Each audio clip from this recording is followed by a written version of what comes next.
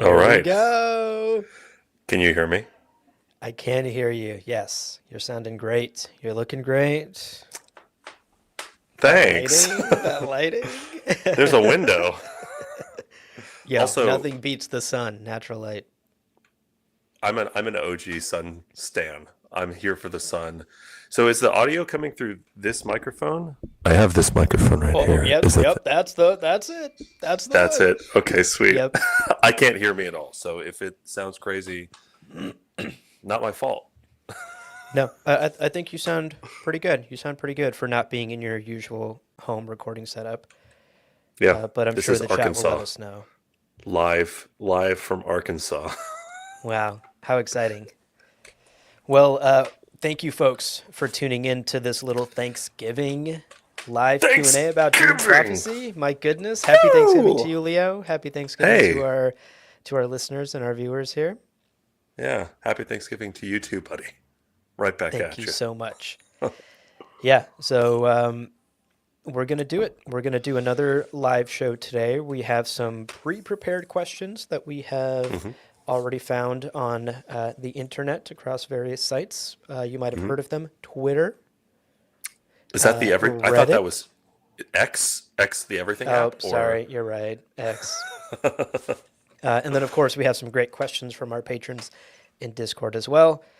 Hmm. Obviously, the big thing for today, though, is you are watching live and interacting with us live. So the hope is that y'all will be popping off in chat and we'll get to answer some of your questions and react to some of your comments live on the show today.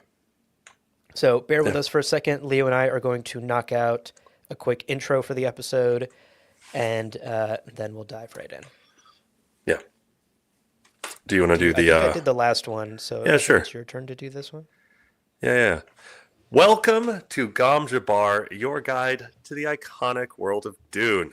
We'll be exploring the themes, philosophies, and characters found in the sandy depths of this vast universe, from Frank Herbert's groundbreaking novels to the adaptations on film and TV. My name is Leo. My name is Abu. Hot dog. Happy Turkey Day, everyone. We are talking about Dune Prophecy, Episode 2. That's right. Welcome to another live Q&A bonus episode. And folks, if you're hearing this after the fact, a quick reminder, I did say Yeah. live, which means you too can participate in these live streams and live What? recording sessions every Thursday at 11 a.m. Eastern. So sorry to our Pacific Yeah. time folks who aren't morning people, but maybe you can try to join us one time. You can find that live stream and the live recording on the Lore Party YouTube channel. All of those links are down below in the description and the show notes. So check that Yeah. out. And if you so please, join us for the next live stream. If you're hearing this after the fact, there's already people in the chat I'm seeing popping off in there, which is so exciting. Yeah. Great to see you all. Tomas says, Happy Thanksgiving from Brazil. Obrigado, Tomas. Hell yeah. Sounds good. So, Abu, it's been a few days since, Yes, well, for us, it's been like a week, but it's correct. been, I don't know, what, 3, 4 days since the world saw uh, Dune Prophecy Episode 2. What do you think? I know that this was the most divisive episode for It you and me. was. It was, yeah. We very much came Uh, we very much ended up in two different camps with this episode. I think I Yeah. still feel the same about it. I'm not a fan hmm of this episode for various storytelling reasons, hmm for various seasonal structure reasons. I am a fan of this episode for the Dune stuff, you know? Yeah. I really enjoyed the agony. What a spectacular scene. If the rest of this show is awful, we will still have walked away with the best agony scene on screen we've ever gotten, Yeah. right? And that's something to Yeah. celebrate. So there were great moments. There were high highs in this episode, but overall, I'm still walking away a little disappointed and a little concerned for the future of the show. But we'll have to see where things go because it is only episode 2. We have 4 more to go. What about you? Where are Yeah. you settling in with it after a week? It is hard to pretend to have not seen episode 3. Yes, we have seen episode 3, so we're being very careful not to try and hint at Yeah. anything. So, yeah, no, episode 2. let me go back to having only seen episode 2. I really, really love Travis Fimmel, Mark Strong. I think they're doing a great job. I really enjoyed the episode. I was having fun the whole time. And there were elements that I think could have been better. But overall, yeah, I had a blast. And that really hasn't changed that much. But it has been interesting over the last few days to see more of the questions that have surfaced and like what's making sense to people who maybe aren't as familiar with Dune as I am, and also what's like not making sense to people who haven't read Sisterhood of Dune by Brian Herbert. Like Yeah. it's interesting to start seeing this show as a filtering method for people's reactions to this media. Like it is a show, but it's also rooted in this universe that people have different familiarities with. Yeah, Zaptagus, cheers to you from Sweden. That's very cool. Hashtag Team Very Abu. cool. No, Tomas, how dare you? I Yes, said obrigado to you. You take that back. that's right. But I do love these questions that you've pulled. Do you want to start getting through them?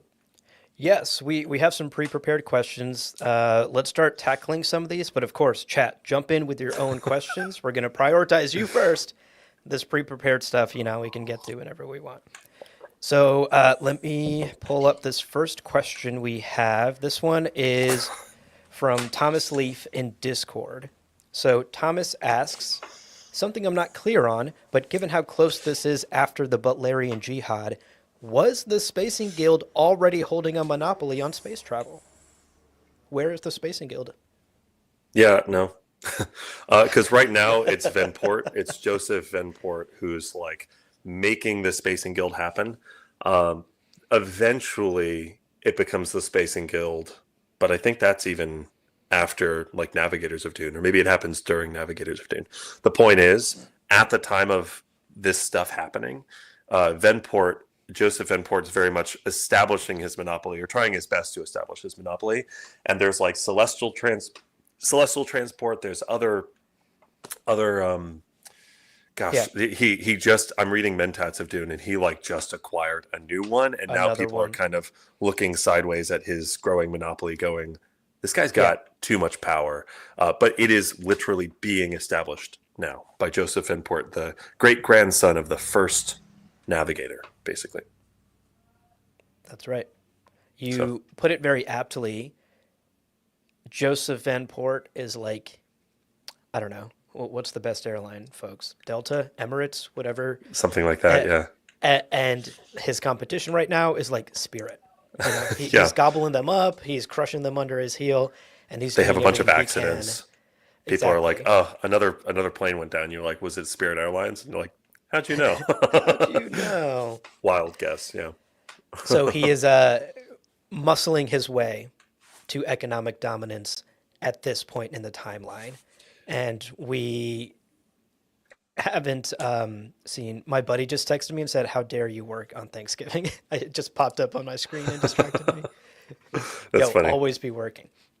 Yeah. No, don't always be working. Take time to rest. I should heed my own advice. That we don't stand by that. Yeah, that's not the official stance of Gomjabar. Yeah, don't do as we do. Do as we say. Yeah. Thomas, thank you for the great question. I think a lot of folks are wondering where the Spacing Guild is in this show. I think it's still early, and we may not see them this season.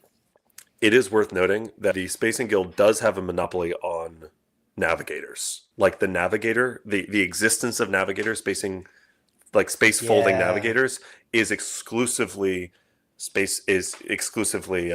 Venport's junk. So the Spacing Guild does have a monopoly on that technology. Everyone else is kind of just like trying to fold space, hopefully, because they have Holtzman engines, so they can. But there's like a 20% failure rate, and so it's like, do you want to roll a 5-sided die and on one everything on your ship disappears forever because that's what it's like to fly on celestial transport. Meanwhile, they've got the navigators so they can get there pretty well. So, yeah. yeah.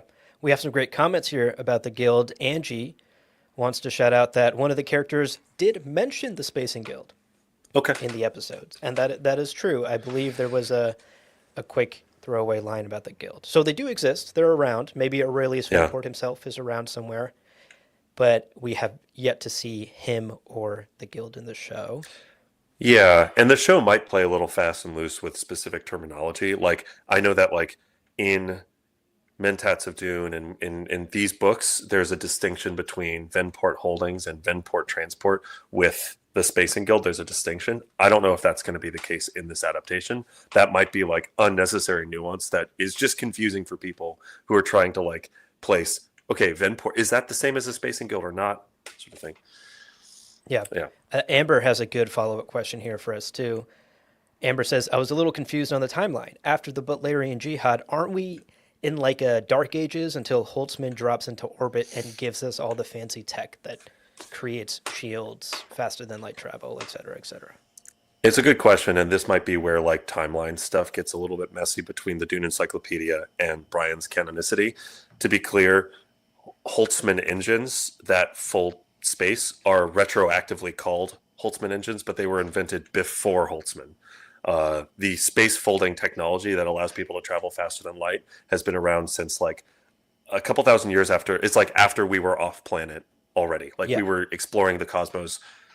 They were around and they were safe and reliable because we had computers. So we are in now the dark era of not being able to use these engines because we can't calculate safe Yeah. passages, and that's where the like and yeah, that Holtzman has his other, but I think he's still thousands of years before the Butlerian Jihad, isn't he? Because he was Yeah. hunted down. The end of his life is he's killed by Butlerians. He's like hunted down by Yeah. Butlerians. You So know what? We can fact check this. Let me pull this up real quick. While I'm doing that, do you want to answer Bill's question? Folks might be wondering, how are we able to watch the next episode already? we get We have screeners. prescience.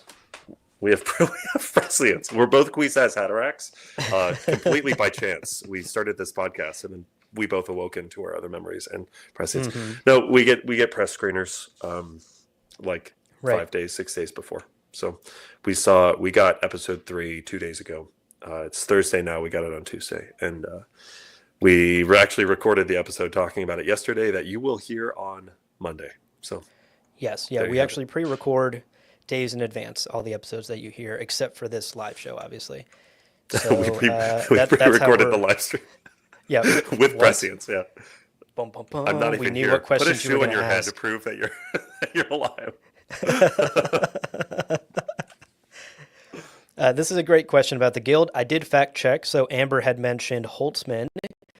Yeah, And based on the encyclopedia, I just pulled up the encyclopedia on my computer. Based on the encyclopedia timeline, Holtzman, all of the Holtzman stuff, Holtzman's life, happened before the Butlerian Jihad. Because yeah. if you'll recall from our Holtzman episode, he had overdue library fines for like thousands of years. Oh yeah, And the the Butlerian librarians. librarians murked his ass when he finally swung around the universe and came back again. Ruthless. So all of that happened before the Butlerian Jihad. They fucking murked his ass. So but Holtzman tech does exist by this time in the universe.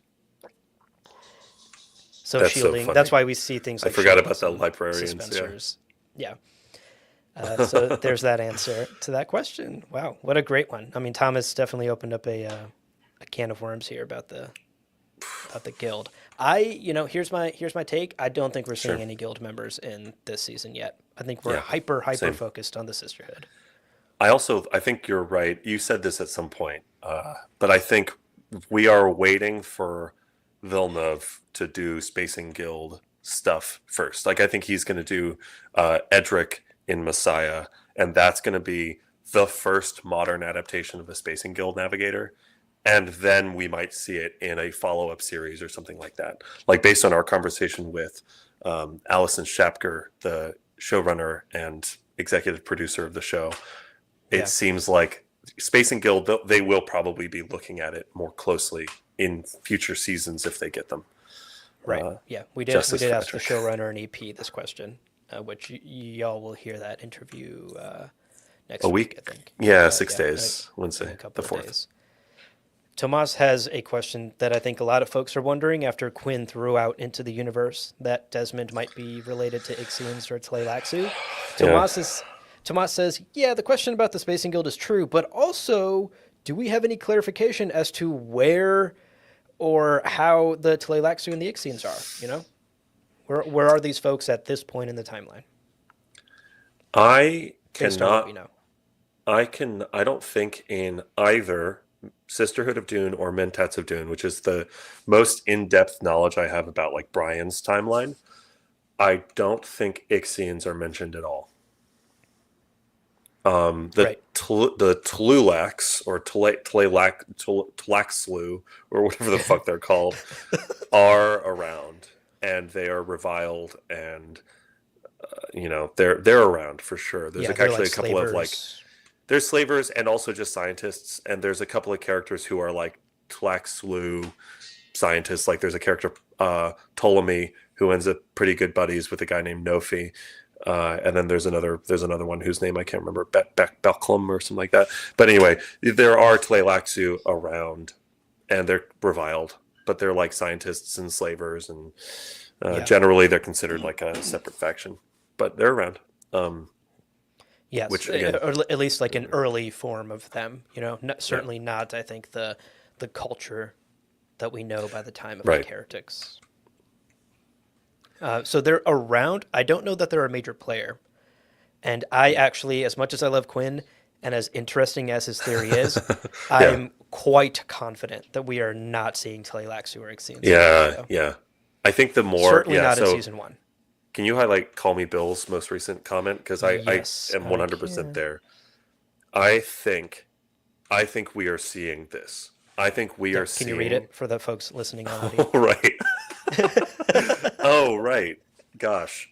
Sorry. So Call Me Bill says, quote, I agree. I think Desmond is a failed Kwisatz Haderach, end quote. I think that implies intent, and I'm not sure if I agree on intent, but I think what we are seeing is the beginning of the breeding program that will aim to have the Kwisatz Haderach. I think we are seeing, the more I've thought about it and the more that we talk about it, I think we are seeing um, the Bene Gesserit learn what is possible, what powers are possible. And I said it on a previous episode, but I think we are going to see them say, wait, what if we could do that again? What if they kill Desmond Hart at the end of episode 6, maybe? And then they Yeah, say, what if we have our own Desmond Hart who's got all those powers but believes in right. what we believe in? Exactly. And then I think that's the breeding program, and that will become the long-term goal. And I can almost picture it now, Valya, breathless and blood splattered, going, Blood I splatter. have an idea. And the other sisters around her, as they're standing over his slain Blood body, splattered. blood splattered, all of them. There's a lot of blood inside Desmond So Hart, much blood. famously, so much blood. But I imagine them going, what if, and then Valya going, we need to do that again. And them all going, you're crazy. You've lost your mind. And her going, no, no, no. We're going to control them. That's what we should aim for. Yeah. I could see that being the thing. So he is the sort of proto Paul. We've talked about that. I'm more and more convinced that that's the way it's going to go. Yeah. Zaptagus actually has a great comment here related to this. Zaptagus says, do you believe Desmond might be a Proto-Kwisatz Haderach? Yes, I think you just stated that. I'm in the same boat. The D's Nuts Caddyshack is described as... Oh, I see. That's a Kwisatz Haderach joke. Yeah, yeah, yeah. Is described as being able to be in two places simultaneously, which he shows when he kills Pruitt and Kasha in two places simultaneously. That's a very cool read on it. Yeah, Benedict Cucumberbatch plays the These Nuts Caddyshack. This adaptation of Dune. Yeah, the two places in once, and also the shortening of the way. There's a lot of like references and kind of hints that maybe we're going a Kwisatz Haderach direction. I Yeah. also Tomas says the thing if Desmond Hart has fire magical powers, I will use the voice against HBO just like Valya did. Tomas, Very bro. funny. Wow. Take your blade out, whatever. The origins of the Gom Jabbar Wait is until we get all interesting. our screeners, okay? Like, don't fuck up our production. Yeah. Chill for like 4 more weeks, 3 more weeks. Uh, the yeah, yeah. Amber Agreed. definitely agrees with your theory. Amber says, "Agree with you here, Leo. We have to remember this is sisterhood. This sisterhood are literally baby witches. They are not even Bene Gesserit yet. Baby Witches Little is cute a baby witches. great name for like a Japanese rock band. Like one of those like pop metal, oh, yeah. I don't know what the it's like baby metal or like pink metal or I don't know, something like Hot that. Anyway, Pink? Are you thinking of?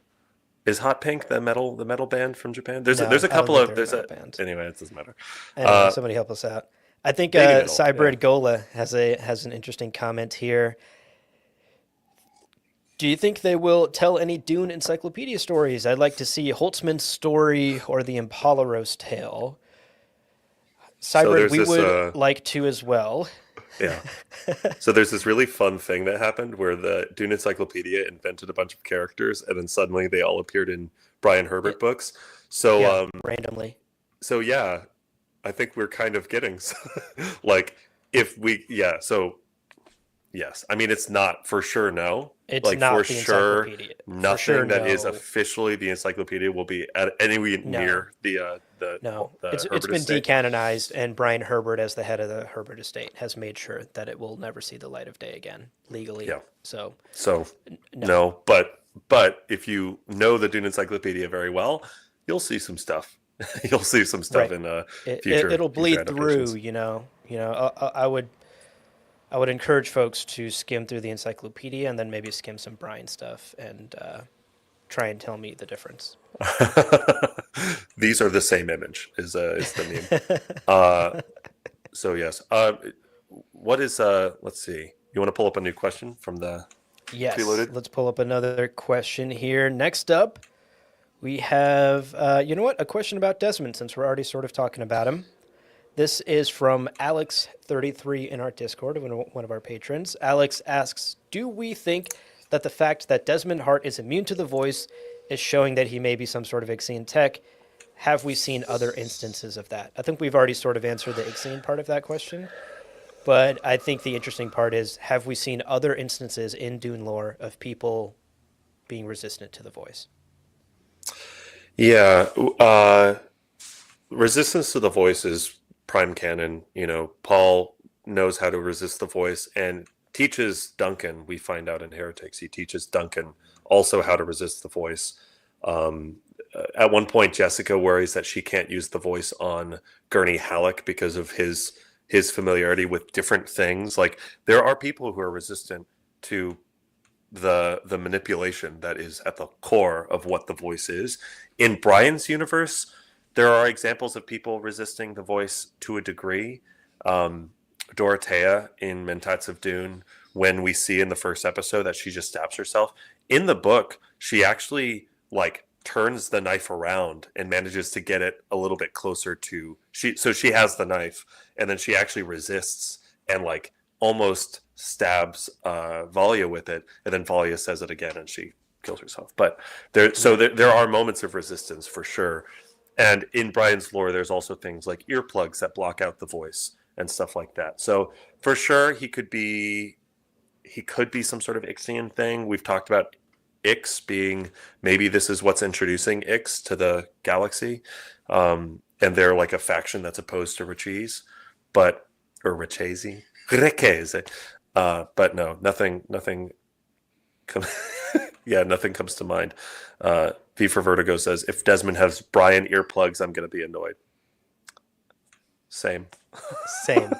And Same. actually, I was saving this for later when we would share our favorite Dune jokes of the week, but I guess I'll share it now because it's about earplugs. Matthias, in our Discord, one of our patrons, cracked this joke earlier today that made me giggle. Maybe Desmond has voice-canceling earbuds. AirPods Yes, Pro AirPods 3 Pro 3. coming out next They year. cancel out the voice. There's transparency mode when you want to hear people talk, and then there's noise canceling mode. Only eliminates the voice, yeah. Yeah. A lot of folks in the chat are talking about how Desmond's burning power is perhaps the inspiration for the pain box in the future. Yeah, Maybe. but I fall back on what we talked about with Quinn, which is like it is similar imagery, but it is not similar technology because although it is shown as burning and skin cracking and blackening and all that, it is pain induction. There's no burning. So the fact that these people actually were burned Yeah, unrelated. different. Feels I different. think I agree. this is different. If anything, it's closer to Definitely. like Sorceress of Rossic, Pyroblast, whatever, Yes. or Yes. microwave technology. It's something. Yeah, I don't think it's going to be related to that. That being said, um, we have seen the Gom Jabbar now in the intro, so the ring kind of dissolves into the Gom Jabbar needle. The two towers by the Bene Gesserit school are very Gom Jabbar coded, and also there's we're still in the world of like figuring this stuff out. So I could see the inception of the Gom Jabbar needle being a part of the show, but we'll have to wait and find out. Yeah, I agree. Um, you know, All right, let's move on to another. Okay, this one's a quick one, but someone tweeted this at me earlier today, uh, um, or earlier yesterday. I don't know. The days are all blending together. So Ikenamwadib on Twitter asked me, "What if the prophecy is about Duncan, Idaho?" that's very How do you funny feel about because that? Duncan is kind of the main character of Dune. No, it's Yeah, not. it's I mean, this one feels like a solid no. it is. It is again. Desmond is a little bit like the Timu Duncan Idaho, the Wish.com Duncan Idaho, but no, it's Yeah, I don't think people are throwing a lot of ideas out about what the prophecy could be about. Is it Desmond? That seems too obvious. Is it Paul Atreides? Maybe. I mean, the show started with literal text that said before Paul 10,000 years Atreides. Yeah, before Paul Atreides. So are we drawing a very clear line there? Is it Leto 2? That to me continues to feel less and less likely. Is it Omnius, the Overmind, yeah. evil robot AI thing? Maybe. I mean, there was some mechanical clicking and whirring when those eyeballs showed up on screen, so It sounded very it's tech to me. Yeah, maybe. And the relationship with tech and artificial intelligence seems to be a clear thematic through line of this show. So yeah, it's seemingly. I don't think it's about Duncan at all, but to yeah, me, it's seeming less and less like it's about Leto or Paul either. I think we're leaning more technology. yeah. Tomas says Duncan Idaho is not capable of creating RFL, and that's a great point because RFL is a piece of all of this. And as much as Duncan Idaho can get blackout drunk on spice beer, he's not exactly out here threatening the existential existence of powers in the universe. And V for Vertigo follows up with the absolutely excellent "A great Chad is coming." Great, Chad. This really fucking hot rock climber. He's gonna Right. change everything. Tyrion RFL maybe alternately is just about sex prowess and sex appeal. In which case Sexual Duncan would prowess. be like an extinction level event. Angie has a great comment here I want to highlight. Angie says, "I do love the fact that the show has us all theorizing, and that in itself is exciting." So true. Absolutely, yeah. That's the fun part, you know? I gotta say, I always wish that I was young enough yeah. to have watched Lost live and then had Oh like yeah. week by week gotten to like geek out about Lost with my Oh my friends. gosh. I watched it later in life and just like binged the whole thing in my basement on a sad weekend alone. So I didn't get that like week to week experience. I didn't get that like week to week, season to season, like unravel this mystery box show and talk about it with Same. friends Yeah. and come up with crazy theories.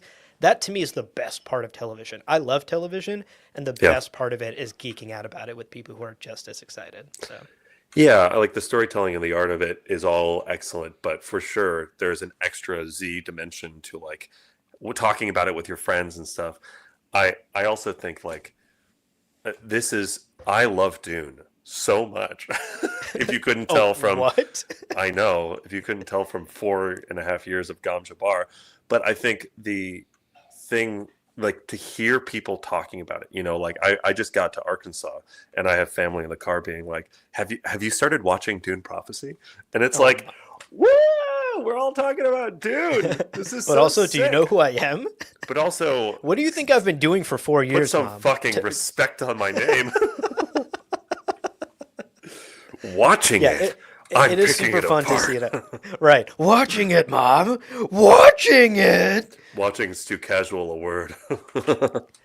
Yeah.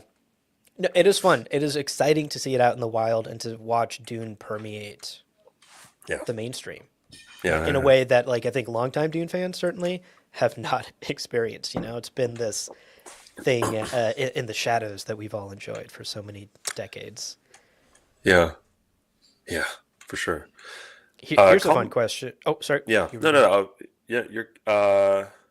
Yes, let's talk about that one. Okay, let's talk about this question from Lass in the comments. Is the Empire patriarchal? I always thought the Bene Gesserit moved in the shadows because there are limits to how much direct power women are allowed to hold in their society. Great Uh, question. Great question, and kind of. I mean, the thing to note is that like House Carino only exists for the last like 100 years because before House Yep. Carino, they were all named Butler, like Serena Butler and Johann Butler. Like they are, that's the family, and the family, because of the Battle of Corin, rebranded themselves as the emperors of the universe as the Carinos. So the thing is, like the universe right now is in its infancy. They're figuring it out. They're trying to figure it out, and coincidentally, it has fallen on Havako Carino is, I guess, the son of. He's the son of Roderick Carino. Roberto? Roderick, sorry, not Roberto. Yeah, Roderick. yeah. Roberto and so yeah, like Yeah. it is clearly Yeah, yeah, yeah. passing son to son, but that might just be the whims of the individuals. And I think ultimately, if you said, well, the husband died of mysterious circumstances, and the wife survives him, depending on the force of personality of the woman, I suspect she could probably be like, nah, I'm empress now, like Hmm. bow to me. And I think Interesting. that that could probably work. I don't see anything in like the convention or any like official agreed upon rules that no, you cannot be in power if you're a woman. It's just kind of like how things have kind of shaken out. That's my sense, but also there might be something in the like machine war books that says like, hey, we've decided that this is going to be the way it is. I don't know. What do you Yeah. think? I would disagree with that because I think it is patriarchal and it's quite clear in the show, at least, that it is. Because Yanez is clearly the next in line, right? Constantine fuckboy, we know, is has no right to the throne. He's her half sibling, right? Something. He's like a bastard child, basically. Yeah, yeah, And Yanez technically is the only heir to the throne, but Yanez is being married off to Pruitt Richesi, who will then sit on the throne as emperor. She will not rise to she couldn't solo rise to the throne as empress in this situation without being married to someone who would then be emperor. I think also there's the indication from Pruitt's sister that she was just like sent off to some backwater planet while Pruitt yeah. was involved in the Richesi Yeah. family politics. So like her being sidelined, even though she's the elder sister, she's still here playing politics and involved in some way. It's not that she has no agency or involvement within the family, but I do think it's very much like our real world. It's very much like a male first Yeah, but universe. is that do we have any sense that that is like an agreed upon convention of how everyone's No, I like mean said? patriarchy doesn't have to be agreed upon. The Constitution Yeah, that's doesn't true. say That's true. presidents have to only be men. Patriarchy is an Yeah, implicit that's true. sexist institutional cultural That's true. I thing. guess I was yeah, I guess I was thinking about it as like a constitutional thing. But yeah, okay. Yeah, So from that I lens, don't a think it's thousand percent. codified Yeah, law. yeah, yeah. Yeah, yeah, Yeah. yeah. Well, because Good there are question though, cultures Les. that had codified law that said, you know, X, Y, and Z. But like, Oh, certainly. so Yeah, yeah, I yeah. don't think this A is lot of a a situation of lot of codified religions law. also like codify Yeah, what men and exactly. women Like can do. women can't Right. be priests and stuff like that. So for Exactly. sure. Okay. Yeah, I don't Yeah. think it's that. Like I do think like to whatever extent like people in the Imperium, like women in the Imperium, can do Yeah. have many rights, but I think culturally it is still a patriarchal society in which men continue to dominate. Yeah. Like, and another example is like if Johanna, Serena Butler, whoever the butler was who was leading the Butlerians before she died, putting Manfred Tarando in charge. Yeah. Before she died, she was leading one of the most powerful factions in the Imperium. and no one, I don't know. So, yeah. So, but that I think that answers the question. Um, oh, but Takako points out by the time of Paul Atreides, women can't inherit the Golden Lion throne, which is why Paul has to marry Irulan. Yeah, that, and I think, and again, maybe that's just House Carino is like again, I'm not. Is that codified, Takako? Do you remember? Is that like a codified rule thing, or is it just because misogynists be misogynisting, Right. and House Carino's a shitty family of like men first. Um, Yeah. Now there that was I would a love to fact check this at some point, but now I'm wondering the encyclopedia does have a list of emperors, yeah. and I have never actually gone line by line through that list. I wonder if there was ever an empress in the history of the Imperium. Well, as we're talking, I will pull it up. Let's I'd see. have to fact check that. In the meantime, I want to throw up Hussey's question here. Hussey asks, how are you guys finding the visuals of the show? Do you think they have done a good enough job considering they had to live up to Denis Villeneuve's movies, which are pure magic visually? I think they're doing What do you great. think, Leo? Oh, what? Yeah. I mean, I think visually they're doing an incredible job. They've been very smart with the camera angles and making sure that we're really focusing on like the people talking. And honestly, between the first two episodes, there aren't that many crazy sets, but we're still. It still feels like a very fleshed out world. And I think episode two has the spaceport right with Yep. Dorotasia and Valya, like that whole Valya, right. scene was so fun. Salusa Secundus has been beautiful. Zimia looked great. So like I'm loving it. I think it's beautiful. What do you think? I agree. I think something you've said on our episodes a couple of times rings true for me as well. We're seeing worlds that are lived in. Something that we were sorely missing from the Villeneuve films, where we hyper focused on our main cast and practically saw none of the rest of Arrakeen Right. and only saw extras in the background of a siege, right?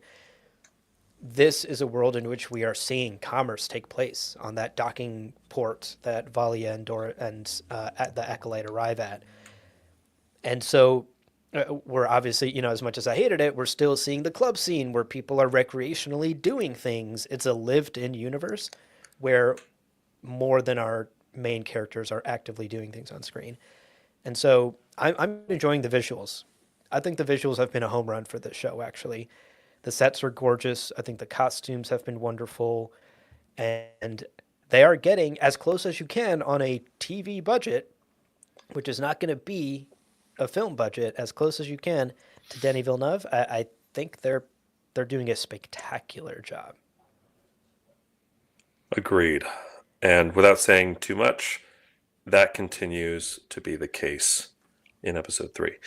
Um, I do see from the year 803 to 883, there was an empress named Alia the Hey. First Salusa. Uh, Okay. so there's at least one, because some of these names I'm not sure. Yeah, Maria Mustami was the emperor from 1647 to 1680. So at least according to the Dune Encyclopedia. Now, ultimately, we don't know the circumstances of those. If that was like they were acting because their husband, the rightful emperor, was gone or something like that. But at least according Yeah. to the Dune Encyclopedia, there Or, have been a or it couple of could be like empresses. a situation where the husband is quite young or a child still, right? And you just kind of have like a Cersei from Game of Thrones situation, Yeah, yeah, yeah, just yeah. sitting on the throne until the rightful heir comes of age, sort Right. of situation. Oh, that's But interesting. Yeah. still, that's fun to see that in the encyclopedia we did see some women sitting on the throne itself. That's dope. But Yeah. that again, speaking of patriarchy, I think that is outside the norm, right? We're not seeing Yeah, an for equal sure. representation of like No. 50-50 men Nope. and women No, no, no. rulers. Of course not. Yeah. Yeah, yeah, All yeah. right, let's hit up another question we had pre-prepared here. This one, where's this one from? This is one I found on Reddit, so be prepared. Simar Beer on Reddit asks, is Valya setting things up so that Harkonnens will be in power, not directly through the crown, but through keeping House Carino on the throne, but weak? So basically, is Valya's long con here actually not to get an empress on the throne, but to help her house, House Carino, gain power through manipulating the Carinos? I am doubtful because we don't know a ton yet about like Valia and House Harkonnen, but we do see that she's rejecting their requests for a truthsayer, Yeah. and that feels like even if she was being equal to everyone, she would grant them a truthsayer because she's granting truthsayers left and right. So why be particular? There's that idea of like maybe she's playing to not being favoritism, whatever. But that seems extreme. So I don't know. I'm doubtful. Also because in 10,000 years, the Harkonnens don't become crazy powerful. They just become Right. a great house again. And according to the Dune encyclopedia, at least, it is, and actually the appendices of Dune, it is through whale fur and I guess whale cum. And then Hello. eventually they are given, an 80-year domain of Arrakis. But even that's like a fief partial. So Right. it's not some crazy come up and House Carino's crippled after that historically, and this is still a prequel series. So I kind of feel like no, but what do you think? I think you're spot on. And in fact, I pulled this question because I think it gives us the opportunity to sort of talk about Valia show versus Valia book. Because in the book, she is kind of more Harkonnen focused, right? Like Yeah, more obsessed with yeah. her family and getting revenge against the Atreides and helping the Harkonnens rise back up. I think she certainly has maybe some of those motivations in the show, but the primary thing seems to be Sisterhood first, right? She is solely focused on the Sisterhood as Mother Superior, and in particular focused on stopping Tyrion Arafel. And Yeah. her rejection of Harkonnen truthsayers in that first episode, I think, shows us that it's Sisterhood first for her, and that's maybe a slight difference from book Valia that we know. Although I believe by the time you get deeper into the books and into Mentats of Dune, the second one, she does kind of become more Sisterhood first. Her allegiances do evolve. Yeah, but that's also partially because of Tula. Like Tula is like she's very me and Griffin are going to save House Harkonnen, and then Griffin dies. And then Tula's like not really in the picture at all during Sisterhood of Dune. But then Mentats of Dune, she's like, I want to send Tula, I want to bring Tula into the Sisterhood. And then she does. And then she discovers they kind of figure out this way to get back at Vorian Atreides. And she like sends Tula off on an errand. So like that's where Tula becomes sort of the agent for House Harkonnen. And Volley is like, I have to focus on the Sisterhood. I So see. Yeah. you're right, but I think Tula is the kind of key to that. And in this show, Tula is right there, right from the beginning, and it's a Yeah. little less delineated between the two. So, I mean, again, I think they're just as characters, they're much more fleshed out in the show with like agency and perspectives and opinions. But Yeah. we'll have to see. I In the, agree, though. I don't think her long con has anything to do with the Harkonnen, actually.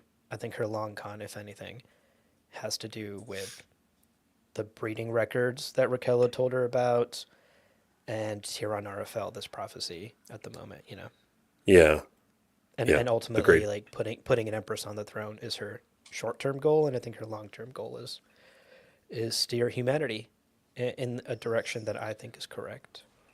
Right, And I don't know that Harkonnen plays a huge role in that. agreed. I think that's spot on. Okay, next up, we have a question here. This one is also from Reddit, from Tricky Dinner 9181. Very Appropriate relevant for Thanksgiving. Yeah. Uh-huh. In the show, Arrakis is under the control of the Carinos. Why would they ever give it up to the Harkonnens? Why give up your most valuable asset to the Harkonnens? As we know, the Harkonnens have it in Paul Atreides' time. So I think this is more of a question of like what's going on with the politics at play here. So it's funny because I'm reading Mentats of Dune right now, and I just got to the portion where Salvador Carino is finally convinced by Manfred Toronto that spice and spice production should be an imperial piece of business and should not be owned and operated by an individual of the empire because it's too powerful. Spice is too valuable a substance to leave it in the hands of just one person who owns a company or whatever. So I'm kind of seeing this shake out a little bit, but the thing to keep in mind with House Harkonnen having Arrakis, quote unquote, is that they were given Arrakis to manage spice production under fief partial fief control, and it's a contract that can be revoked at any time and they can be evicted at any time. They are stewards of Arrakis until their contract is up, and they're not giving it away to the Harkonnens. And if the Harkonnens didn't deliver on certain expectations of spice production or whatever, they're out. And that's also why House Harkonnen is so awful to the Fremen, because they only understand control through subjugation and through violence. And so 80 years our people suffered under the House Harkonnen, and that's because the Fremen fuck with spice production, and House Harkonnen wants to make as much money as possible in addition to fulfilling their contract for the Emperor. So, Arrakis is under control of the Carinos. Doesn't happen yet in Mentats of Dune where I am. Maybe by the end, or maybe by Navigators of Dune, it's under. But again, Haviko's a child where I am in the book, so it's a little hard to say. Maybe that's going to be something that I get to later in the book. But yeah, and I think in a larger political economic sense, Arrakis is the most important planet in the Imperium. It provides the most important resource in the Imperium. So it is a bargaining chip. Yeah. If House Carino, if the Emperor were to say, no, I keep the Transformer toy, no one else is ever allowed to play with it. Yeah. People would rebel, right? Like, people would be like, well, we're going to attack you then, right? Like, I'm taking your toy from you. I want to play with the Transformer. And so I think in order to keep a tenuous peace and stability within the empire, both economically and politically, it is in the best interest of whoever sits on the throne to share Arrakis in a way that, quote unquote, feels fair enough to other houses, to pacify them a little bit. So I think that's where the contract comes in. Like, we pass Arrakis around to people. You get a contract. We hit you with that Apple 70 with that 30% cut. Yeah. And so, I think that is the impetus for why House Carino would give it up, because you don't want every other faction in the Imperium coming at you because you're being too greedy. Yeah, there's a lot of optics in imperial control, and that's also why they don't outright. That's why they disguise the Sardaukar in Harkonnen livery, because if you're seen doing shit, people will call you out for it and can topple your throne. So, yeah, that's a great point. Yeah, for sure. Next up, we have a question about other memory, and this our Discord was really chatting about this a lot in the last couple of days. There was a lot of confusion about how other memory was the technicalities, I suppose, of other memory. So this is actually a question I pulled. I believe this was from Reddit. Jeremy D. Voss says, if I recall correctly, other memory is only genetically inherited. So does Dune prophecy break the lore? He goes on to say, they go on to say that wouldn't the memories you receive from your mother only be up to your birth, basically? Yeah. Wouldn't it be passed down up to the point of conception? How would, for example, Dorothea know what happened after she died in that first episode? Yeah. So yes. Yeah. Dune prophecy. Yeah. Yeah. Yeah. It breaks the lore. Yep. Lore's broken. Has been for a while. Yeah. So prime canon other memory, we have to do an episode on this at some point, because it is really confusing, and there's a lot of misconceptions based on later events in the books. And there's even a conversation about we just recorded this, I guess, for the mailbag, which is that coming out tomorrow? It is coming out tomorrow. Yeah. I have a theory that hadn't no pressure. I hadn't even considered this, but Jessica never awakens is a theory that I have, because she doesn't have any evidence of other memory anywhere in Dune, and we just kind of assume she has it but we don't get any prime examples of her having it. She's given Mother Romalo's memories, but that is similar to in like Heretics of Dune when people give each other their memories. So it's like there's given memory and then there's genetic other memory.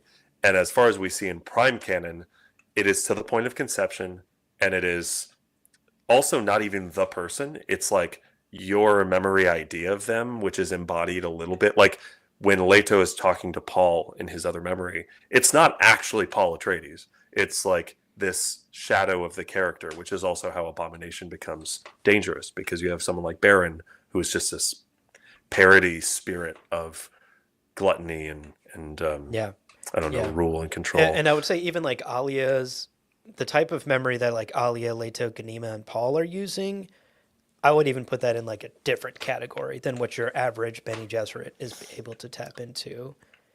Because I feel like they are a very unique case because of their preborn nature, because of all the things we know about Paul, them as like Kwisatz Haderachs, you know?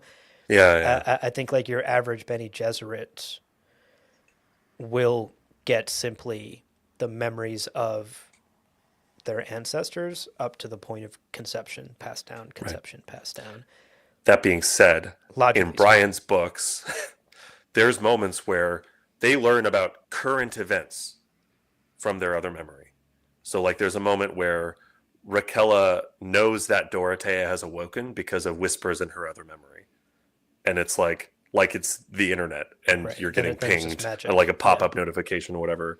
Or I just got through a chapter where Dorothea has an other memory dream, but the dream gives her a mentat projection, even though the person in the dream isn't related to her and is dead. So like it's crazy. There's just like no rules. There's no rules. And I think Angie is kind of pointing this out too in the comments. Angie says, I feel like the books break this too. Yeah. Certainly the Brian books break it. But I would even wager like Frank himself plays quite loose and fast with Bene Gesserit powers as the books continue, and never quite sticks to like, this is the rule and it can never be broken. And I don't think Frank Herbert was quite so rigid with world building. He was focused much more on his ideas and his stories first. But that's also... And he built an incredible world around it, but in service of those stories and ideas. And I think that's the key, because Frank's rules weren't necessary to understand the stakes and to care about the characters and the universe. Yes. Versus in Brian's books, they're being involved all the time, and someone's going to do this thing, and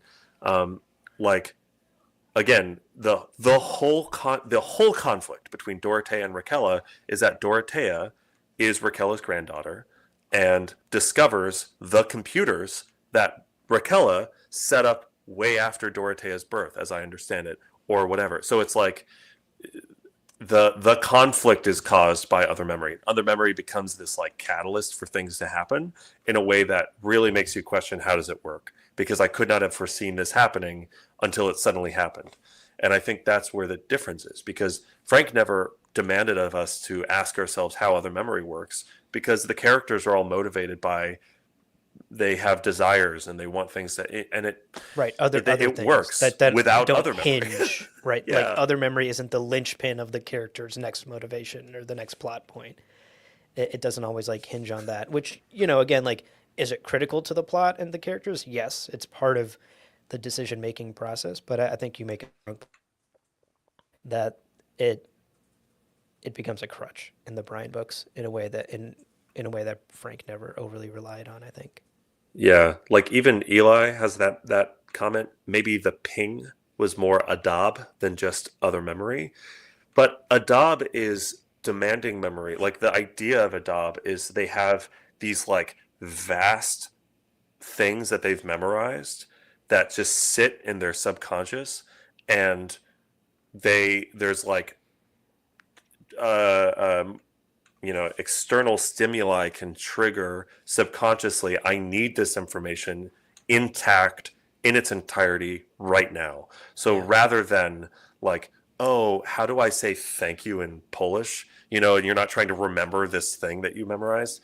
It's like suddenly you have this book open in your head of exactly the words you need to say should you choose to. And demanding memory tends to be that, where you have this Yeah. like arsenal of memorized shit that can come upon you at any time for you to get X, Y, and Z done. Right. Versus the like Dorothea being like, oh, or versus Raquella being like, oh, Dorothea awoken. Like that's not something she learned or memorized.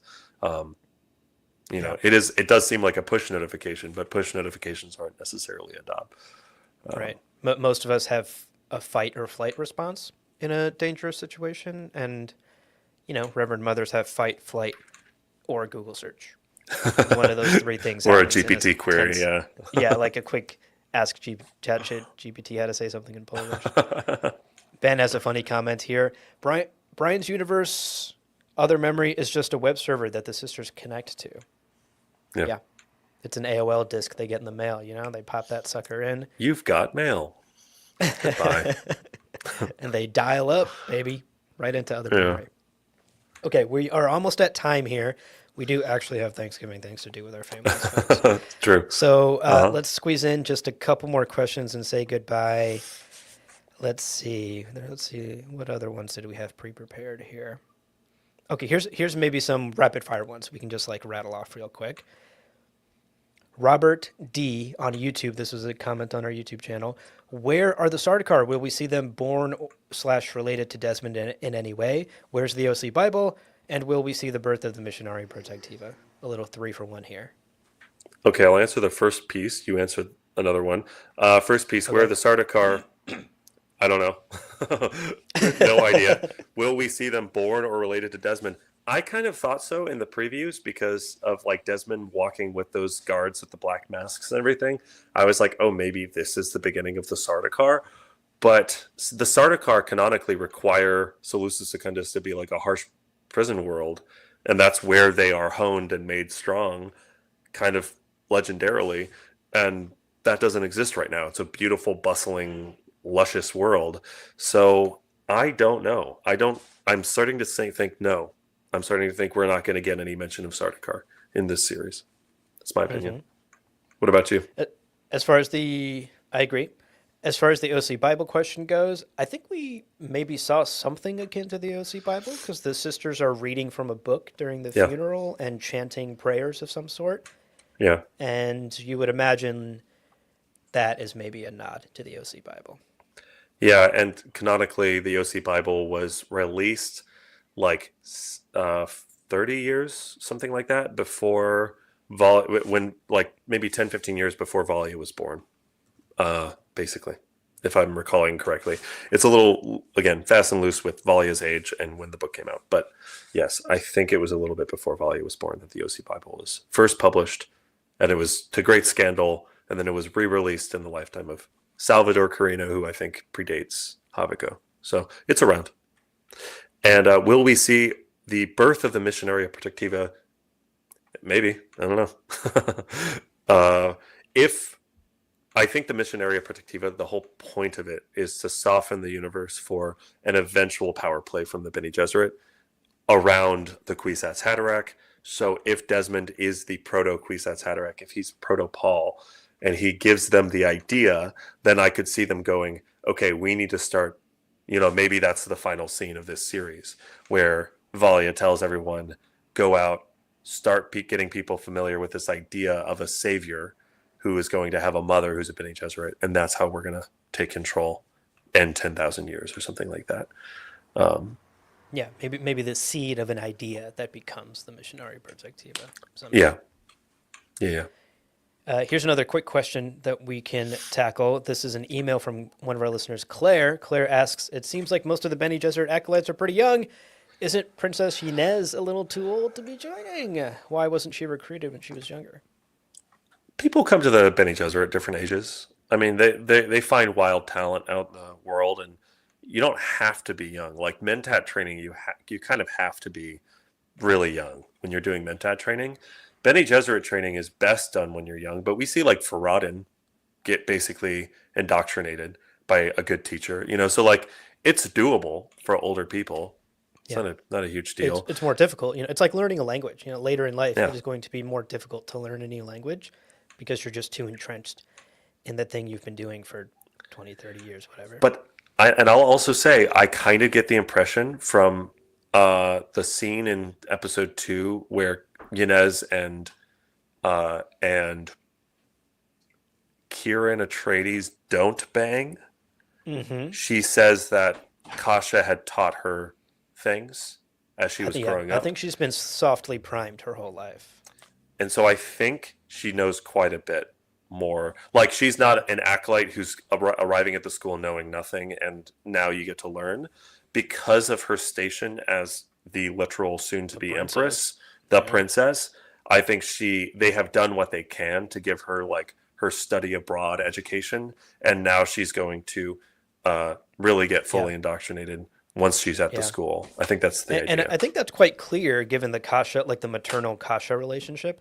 That priming is quite clear. Like, Yanez has been, excuse me, Yanez has been prepared her whole life to want to become a Bene Gesserit. She's like, she bought into the propaganda, right? She's like, I can't wait to be a Reverend Mother, bro. Let's go.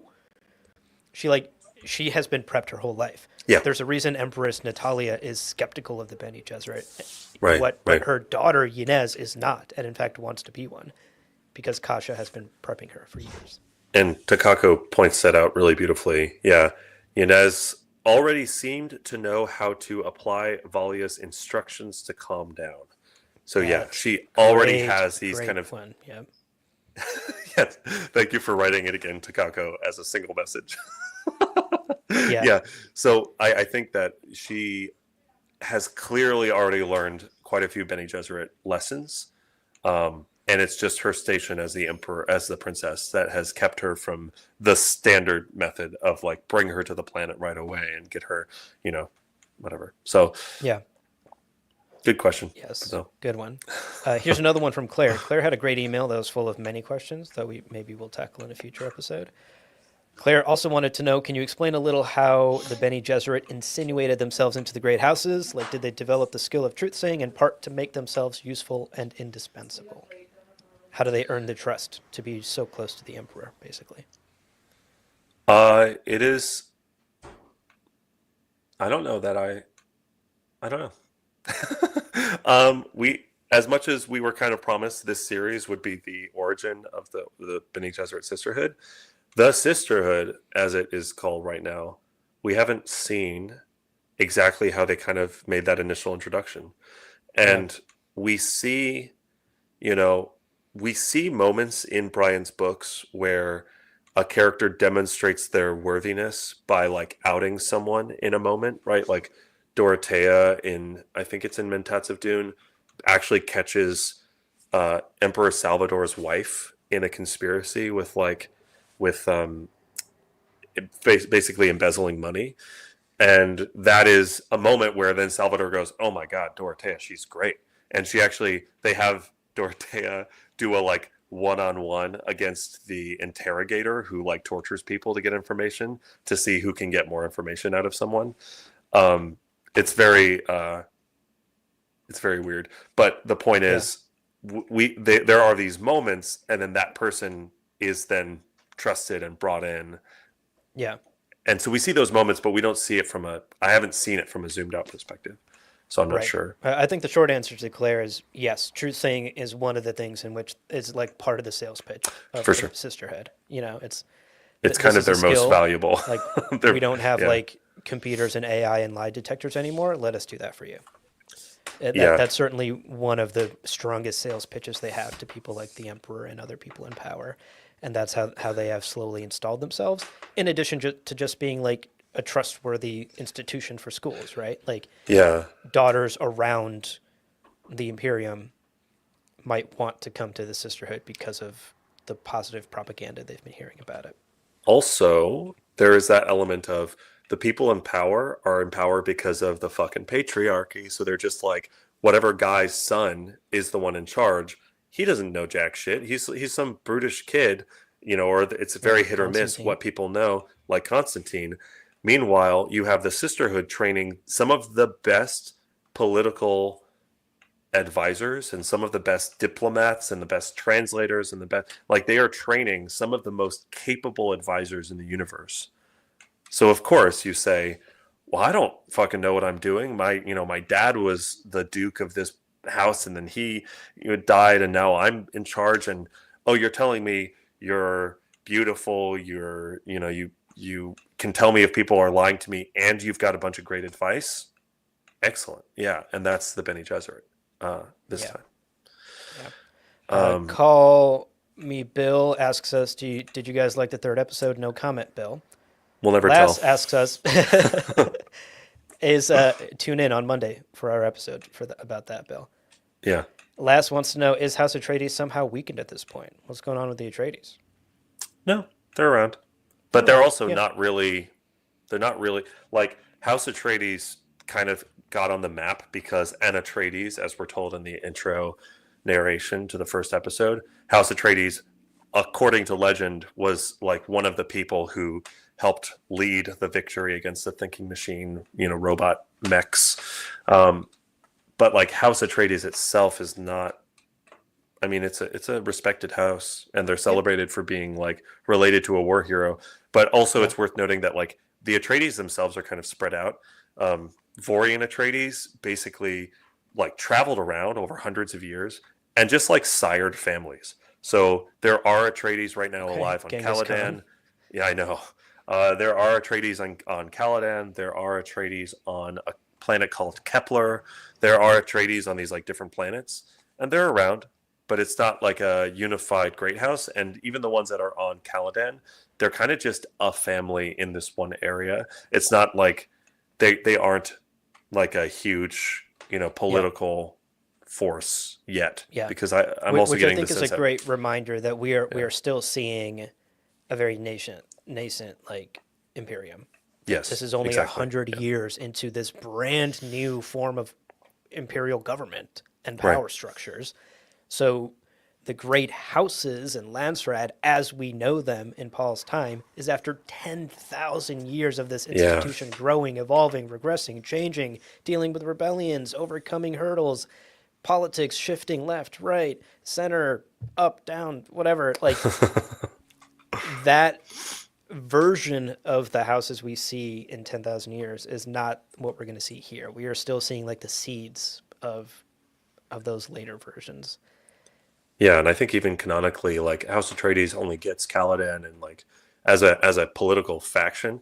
So that's the other thing, right? Like the Landsraad or like the everyone who gets together to decide what's going to happen in the Imperium is kind of planet by planet at the time of this stuff. It's like who's in charge of the planet, and then they have representatives who are at council and negotiating trade deals and stuff like that. And there might be like family-owned businesses, but we're not yet at the point where you have like established houses like House Harkonnen and House Atreides who then are given planets or multiple planets to govern as part of contracts and things like that. Like Caladan is given to House Atreides at one point, and that happens later, basically. So yeah, Yeah. we're not yet to the point where there's like the house as an institution that can be moved planet to planet.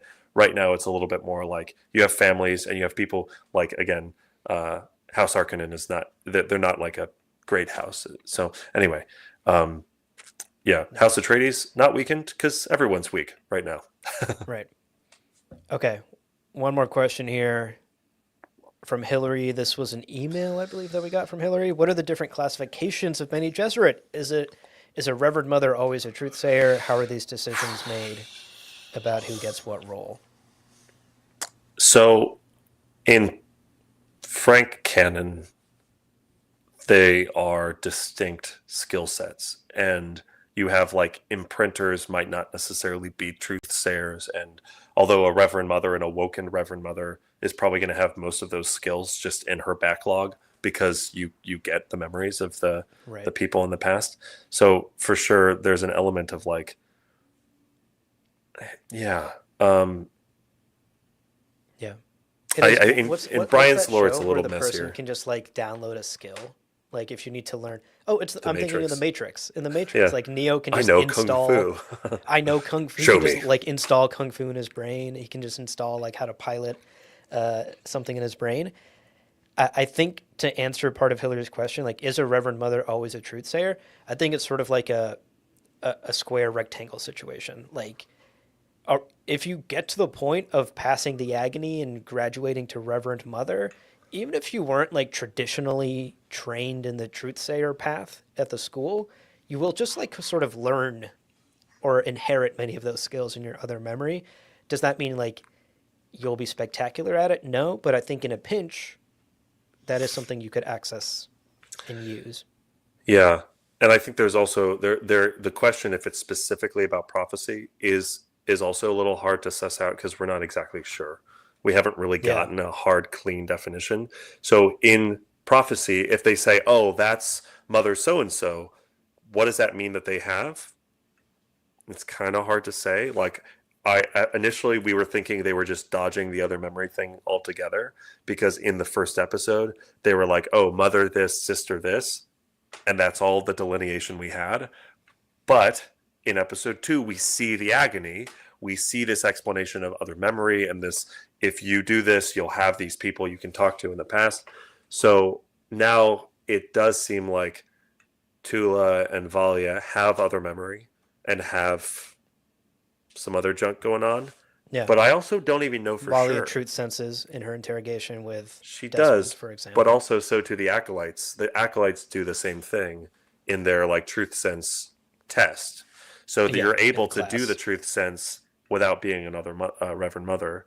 Yeah. So yeah, like, yeah, yeah. I think has that's just a Tula skill gone anyway. through the agony, for instance? Do we know? And we haven't gotten any sense that she has for sure. Maybe Right. she has. Yeah. I can't recall. Does anyone in chat remember if they've ever called Tula Mother Tula, or have always referred to her as Sister Tula? I don't think she's been I referred to can't. as Sister Tula. I think she's considered a Reverend Mother. Yeah. In Yeah. It's prophecy, un, but I'm not sure. it's completely unclear in prophecy what the titles mean and what that actually is referencing. But based on Frank lore, like to maybe answer Hillary's question about classifications, I think basically you have your sort of entry level candidates who come into the school, and then you graduate to the level of acolyte. You know, once you are accepted, you don't just come in and you're an acolyte. I think once you are committed to a path along the sisterhood, you know, once you pick a major, quote unquote. And then from there, I think from acolyte, you eventually grow into whatever role you might be working And there's towards. like Maybe you're, adepts, and there's yeah, there's exactly, other. adept, and then like It's like ultimately imprinters could and truth you have sayers. imprinters later on in heretics, adept. So you then you sort of specialize from acolyte. You specialize into whatever role you're going into, and I think ultimately at the top of the chain, one of the most difficult things you can try to go for is to become a Reverend Mother, to undergo the agony, graduate into Reverend Mother. But we see in Heretics and Chapter House, even among Reverend Mothers, there are further classifications that people Yeah, specialize down into. Like Belanda, for example, is a is a archivist. mentat. Is Oh, also a mentat. yeah, yeah. Yeah, But there, and but for so instance, there are. It's like it is strange to think about a Reverend Mother who has awoken memories, who has like millions of lives, and not one of those people was a mentat. So the fact that there are still Reverend Mothers who have awoken memories who are specifically mentats, I think in Children of Dune we get the the differentiation of Leto says there's something very different. Like that's why he has to practice the balisette, because even though he has balisette players in his past, that doesn't mean that he can suddenly play the balisette. So yeah, there's a distinction between like what other memories and other lives have you had and actually doing the thing, and depending on what that thing is, that's a whether great, it's like yeah, imprinting or mentatting or whatever, yeah. I you forgot actually about have the to do it a balisette bit. thing. That's So true, especially a physical thing like playing a balisette. You know, like maybe yeah, something like purely conceptual. You could just think your way through and but I think understand. I But think you're the right. idea is most of it is physical. Like that's kind of the beauty of Frank's world, is that like almost everything is described in some way that is prana bendu or perception, or how you Yeah, order your thoughts is even like neurochemical and things like that, which they can maybe yeah, adjust. So yeah, anyway, yeah, yeah. yeah, That's a great call yeah, out. yeah. Like it would take practice, right? So I guess my Neo download Kung Fu into your brain analogy is actually incorrect. It's Well, not like downloading I know how downloading to just explain skills kung into your fu brain. is the Benny Gesserit way. Yeah, I know the exactly. theories of I kung could fu. explain the theory of kung fu to you, but like my muscles are not attuned to kung Show me. fu. No, Yeah, I'll explain it to you exactly. though. Yeah. We have good comments about this conversation in chat here either. Takako, for example, says, I suspect that truth saying is a skill taught to all sisters, but Reverend Mothers have specializations. Like professors know a lot about their subject generally, but develop expertise in one area. Yeah, that sounds That's a cool very thought. Yeah. plausible. Someone said Angie says Ryan, I believe believes Tula she's a is a mother. mother, says Ryan. Angie says that on the official Dune Prophecy podcast, they called her a Reverend Mother. So Yeah, that perhaps she's tracks. graduated. Oh, here we go. Angie clarifies. They made a point to say Tula went through the agony. Okay, so they really said she was a Reverend Mother. But the other sister who Valya sent in as a spy on Tula was Oh, not a Reverend Mother. oh, I what's see. her The name? older woman that comes in Yeah, and yeah, checks in about the Rossuk poison. yeah. Okay, Interesting. interesting. Well, yeah, cool. So yes, that. It's a fun thing. Yeah.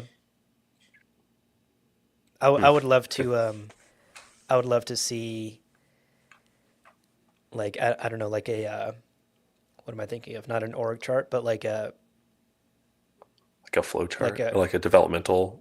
like a development chart of the Bene Gesserit school. You know, like in the Yeah, pamphlet they give you like here's the paths you could take in your career at the Bene yeah. Gesserit Sisterhood School on Wall The Nine. RPG skill tree. Yeah, I would love to. I don't think this exists out there. I don't think it exists in the encyclopedia, but to see just like what training and what skills are involved and what growth paths and specializations you can go down in the Yeah, sisterhood.